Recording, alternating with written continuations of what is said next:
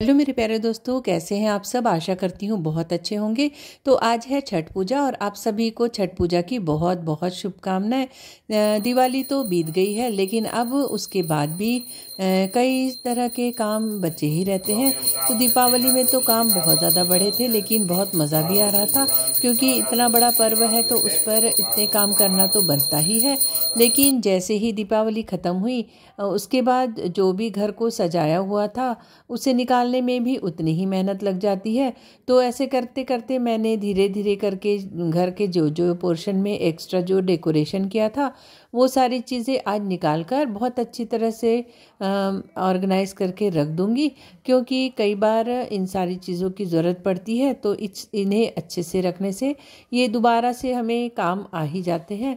इस तरह मैंने घर की सारी एक्स्ट्रा चीज़ों को निकाल के रखा और घर को फिर से अच्छी तरह कर दिया है। त्योहार तो अभी ख़त्म नहीं हुए हैं, चलते ही रहेंगे। जैसे कि पूर्णिमा आ रही है, साथ ही आएगी तुलसी विवाह, उन सब की भी तैयारी करनी ही है कुछ न कुछ।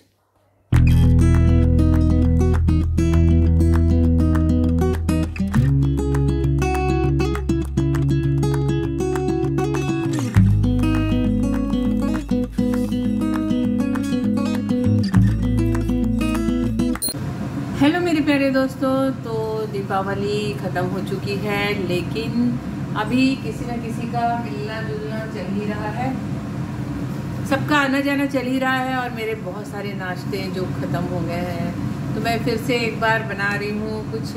आज बना रही हूँ थोड़ी सी चकली, और घर का डेकोरेशन धीरे धीरे करके अब निकाल रही हूँ, क्योंकि बहुत टाइम हो गया है। और अब संडे को मेरे घर पर एक फंक्शन है, तो मैं अब जो भी घर की सजावट थी वो सारी हटा रही हूँ, क्योंकि और बहुत ज़्यादा दिन तक नहीं रख सकते, डस्ट भी रहती है। और उसे अच्छे से ऑर्गेनाइज करके रख दूँगी, क्योंकि वो कभी ना कभी बीच में अगर कुछ भी फंक्शन होता है या कुछ कार्यक्रम, तो वो काम आ ही जाते हैं। फ्लावर्स हो चाहे कैंडल हो, तो मैं उसे बहुत अच्छी तरह से रख दूँगी।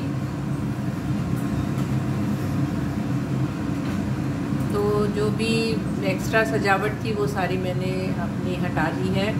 वैसे तो दीपावली के बाद एकादशी तक त्यौहार चलते ही रहते हैं कुछ न कुछ, लेकिन हाँ 5 दिन की दीपावली के बाद काफ़ी सारी थकावट हो जाती है। तो मैंने बहुत सारी चीज़ें धीरे धीरे अभी हटा दी है।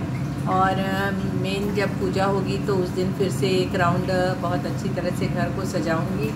इस तरह चलता रहेगा सिलसिला। मैंने बनाई है कुछ चकलियाँ बना रही हूँ, क्योंकि अब अभी भी किसी न किसी का आना जाना चलता है, और हमारे घर पर ये आइटम बहुत ज़्यादा पसंद करते हैं सब। तो मैं चाहती हूँ कि कम से कम ये रहना चाहिए।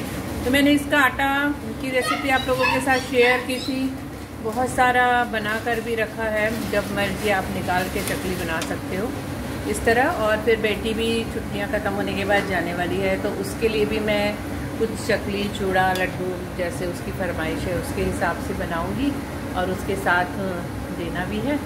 तो चलिए, संडे के प्रोग्राम के बाद ही हो पाएगा ये सारी चीज़ें, तो फिर बने रहिए मेरे साथ। थोड़ा बहुत नाश्ता मैंने फिर से बना लिया, क्योंकि कुछ गेस्ट अभी आने ही वाले थे। साथ ही बेटे ने जो पुराना गुल्लक था उसे फोड़ा, और बहुत ज़्यादा खुश हो रहा था, क्योंकि बच्चों को ये सारी चीज़ें बहुत अच्छी लगती है। और हर साल धनतेरस पर मैं एक गुल्लक ज़रूर लाती हूँ, और फिर नए सिरे से उसमें पैसे डालना शुरू करती हूँ। शाम को करीबन 7 बज रहे हैं। हमारे शहर में ही एक जगह पर दीपदान का प्रोग्राम आयोजित हुआ था, तो वहाँ पर हमें भी निमंत्रण था, तो हम भी वहाँ पहुँच गए। मैं घर से ही कुछ दीपक और घी की बाती ले गई थी, लेकिन वहाँ पर भी पूरी व्यवस्था थी। तो मैं जब पहुँची तो कथा चल रही थी, बहुत ही अच्छा सुकून लगता है। अभी चल रहा है कार्तिक का महीना, और मैं सुबह कार्तिक स्नान कर लेती हूँ, तो यहाँ पहुँचकर बहुत ज़्यादा अच्छा लग रहा था। सबने दीप आरती की, दामोदर आरती की, कृष्ण जी की, और दीपदान किए, तो ये सब माहौल बहुत ज़्यादा अच्छा लग रहा था। बिल्कुल भक्ति में सब रंग गए थे।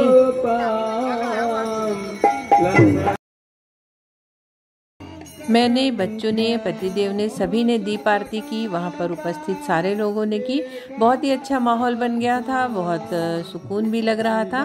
तो ये सारी चीज़ें करने से मन में बहुत खुशी होती है, साथ ही कहीं ना कहीं थोड़ा सा पुण्य भी मिल जाता है। उसके बाद थी वहाँ पर प्रसाद की व्यवस्था। तो पूजा आरती होने के बाद सबने प्रसाद ग्रहण किया।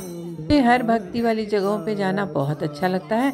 जैसे ही पता चला आज शाम को यहाँ जाना है, तो हम सारे लोग रेडी हो गए और वहाँ जाकर खूब अच्छे भक्ति के माहौल में रम गए।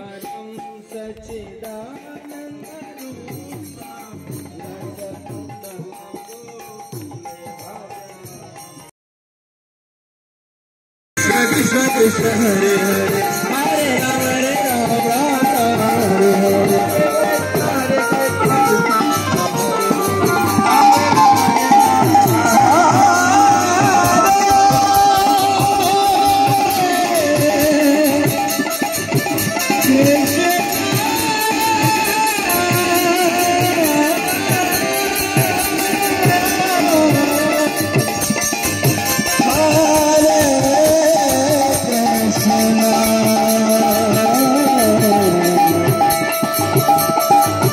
कृष्ण कृष्ण हरे हरे, हरे राम हरे राम। हमने वहाँ प्रसाद लिया और उसके बाद हम घर लौट आए।